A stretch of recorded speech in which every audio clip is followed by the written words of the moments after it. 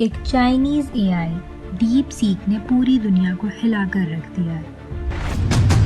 American companies और US stock market को ऐसा झटका लगा जो उन्होंने कभी अपने सपनों में भी नहीं सोचा। The release of DeepSeek AI from the Chinese company should be a wake-up call. बात है असल में 20 जनवरी 2025 की। एक चाइनीज रिसर्च लैब ने अपना एआई चैटबॉट लॉन्च किया जिसका नाम है DeepSeek R1 और इसके साथ ही इन्होंने अपना रिसर्च पेपर भी पब्लिश किया जिसमें उन्होंने बताया कि इनका ये चैटबॉट अभी तक का दुनिया का सबसे एडवांस चैटबॉट है, यानी कि चैट जीपीटी का O1 मॉडल, मेटा का लामा, गूगल का जेमिनी एडवांस, सबको एक ही झटके में इसने पीछे छोड़ दिया। डीप सीक परफॉर्मेंस में सबसे बेहतर है, ज़्यादा एफिशिएंट है और इसे बनाने में सबसे कम टाइम और पैसा लगा। लेकिन कमाल की बात यह है कि इसे इस्तेमाल करना आपके लिए और हम सब के लिए फ्री ऑफ कॉस्ट है। यही दूसरी तरफ ओपन एआई अपना chat GPT O1 pro model को इस्तेमाल करने के लिए $200 पर मंथ चार्ज कर रहा है। इतना ही नहीं, इसको ट्रेन करने की कॉस्ट $4.6 मिलियन रिपोर्ट करी जा रही है। यही दूसरी अमेरिकन कंपनीज, चाहे ओपन एआई हो, मेटा हो या गूगल हो, सब बिलियंस ऑफ डॉलर्स खर्च कर रहे हैं अपना आर्टिफिशियल मॉडल बनाने के लिए। इत्तेफाक की बात यह है कि ओपन एआई के फाउंडर सैम ऑल्टमैन से पूछा गया कि ऐसे मॉडल्स क्या इंडिया में इंडियंस भी बना सकते हैं। But if you want to build foundational models, how should we think about that? With, not 100 million, but let's say 10 million could actually build something truly substantial. तो उन्होंने बड़ा एरोगेंटली जवाब दिया कि हमारे अलावा ये कोई नहीं कर सकता। आप कोशिश कर सकते हैं लेकिन होपलेस होगा। It's totally hopeless to compete with us on training foundation models you shouldn't try, and it's your job to try anyway.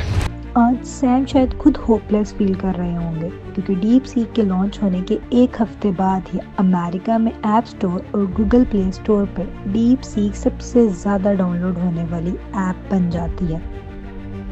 अगले दिन इंडिया और बाकी कंट्रीज में भी ये ऐप स्टोर पर नंबर 1 डाउनलोड होने वाली ऐप बन जाती है। डीप सीक को बनाने का क्रेडिट जाता है एक 40 साल के एंटरप्रेन्योर लियांग विंगफिंग को।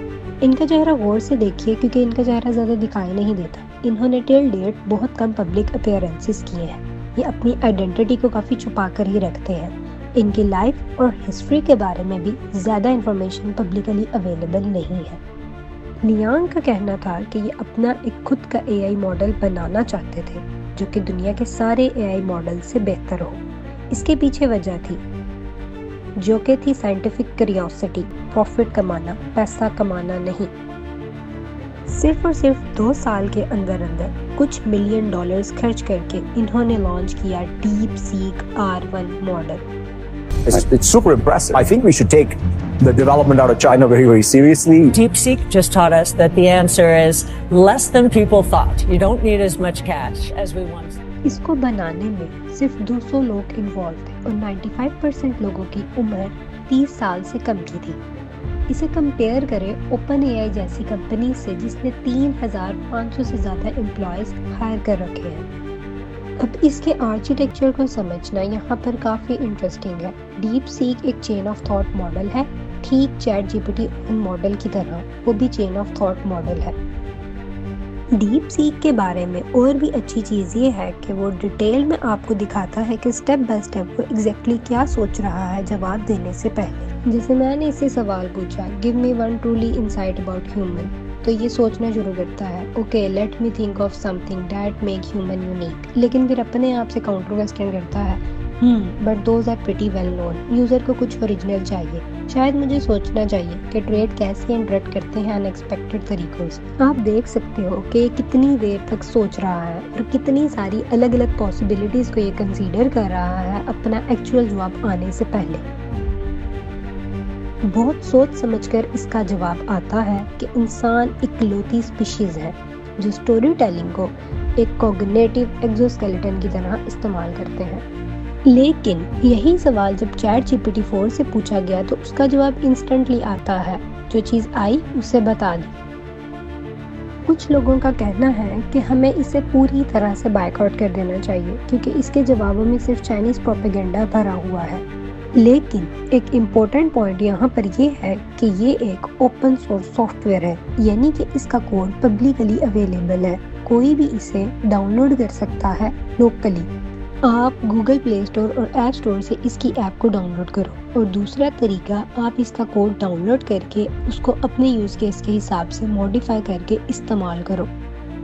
बाकी अमेरिकन कंपनीज ये ऑलरेडी करने लग चुकी है, जैसे कि परप्लेक्सिटी AI है। इन्होंने DeepSeek R1 मॉडल को डाउनलोड किया, उससे सारी सेंसरशिप हटाई और आप परप्लेक्सिटी के अंदर R1 मॉडल भी इस्तेमाल कर सकते हैं।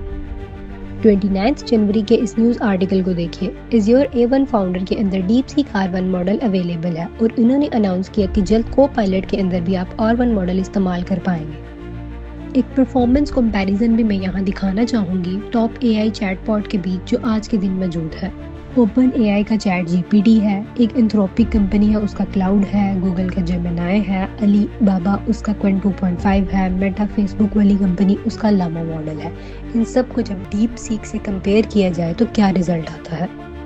आर्टिफिशियल एनालिसिस के हिसाब से DeepSeek ऊपर, कोडिंग में फिर ChatGPT, फिर क्लाउड, फिर Qwen और लास्ट पे लामा। क्वांटिटेटिव रीजनिंग में DeepSeek ऊपर, फिर ChatGPT, फिर Qwen 2.5। साइंटिफिक रीजनिंग में ChatGPT ऊपर, फिर DeepSeek, फिर क्लाउड और फिर लामा। PC मैक ने जब AI चैटबॉट का टेस्ट किया तो उन्होंने पाया कि न्यूज़ नॉलेज के मामले में DeepSeek अच्छा है। कैलकुलेशन में ChatGPT और DeepSeek दोनों बराबर है। पोएम लिखने में ChatGPT अच्छा है, टेबल बनाने में ChatGPT अच्छा है, रिडल सॉल्व करने में DeepSeek अच्छा है। आर्टिफिशियल एनालिसिस की वेबसाइट ने क्वालिटी के मामले में O1 ChatGPT को 90 की रेटिंग और DeepSeek R1 को 89 की ग्रेडिंग दी है। अब ChatGPT और DeepSeek को एक दूसरे से कंपेयर करें तो DeepSeek ज़्यादा इनोवेटिव है O1 के मुकाबले में। एक इसका एडवांटेज हो सकता है मिक्सचर ऑफ एक्सपर्ट्स मेथड। जब ChatGPT O1 से कुछ पूछा जाता है तो वो एक ही मॉडल की तरह काम करता है। आपका सवाल चाहे कोई भी हो, ChatGPT ही आपके लिए डॉक्टर है, इंजीनियर है, लॉयर है।